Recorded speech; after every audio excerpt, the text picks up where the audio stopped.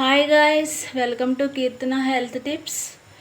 చూడండి, ఇది మనకి షుగర్ ఉన్నవాళ్ళు మనం అరటిపండు అనేది తినకూడదు కదా. మనం అంటే నాకు షుగర్ లేదనుకోండి, ఎవరికుంటే వాళ్ళతో పాటు నేను కలిపేసి మనం అంటున్నాను. ఓకే, ఏదైతే ఏంటి కానీ ఇప్పుడు షుగర్ ఉన్న వాళ్ళు ఏం చేస్తారంటే మామూలు అరటిపళ్ళు తినరు షుగర్ వస్తుందని, కానీ కర్రీలో అరటికాయ కూరతో మనం భోజనం చేస్తే కనుక షుగర్ అనేది రాదండి.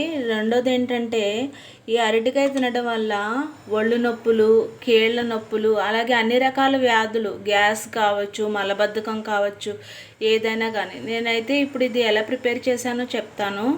2 అరటికాయలు తీసుకున్నాను, పొడవుగా కట్ చేశాను.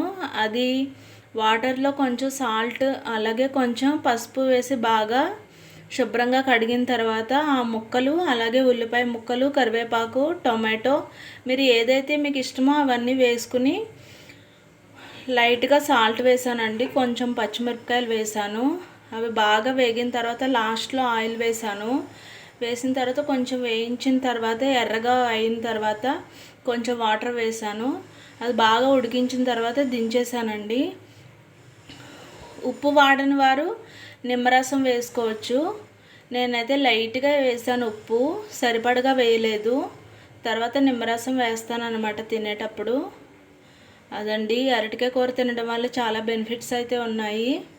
కీళ్ళ నొప్పులు కానీ, మెడ నొప్పులు టక్ టక్ మని శబ్దం వస్తుంటే కానీ అన్ని రకాలకి ఇది చాలా మంచిది. మలబద్ధకానికి కూడా మంచిది. అలాగే ఏదైనా గ్యాస్, వాయువులు ఉన్నా ఏదున్నా కానీ అరటికాయ మాత్రం చాలా మంచిదన్నమాట. మీరు కూడా ప్రిపేర్ చేసుకుని తింటారని ఆశిస్తున్నాను. మీకు ఇది ఏమైనా ఉపయోగకరంగా ఉంటే షేర్ చేయొచ్చు, లైక్ చేయొచ్చు, సబ్స్క్రైబ్ చేయొచ్చు. Bye. Keerthana's health tips. Thank you.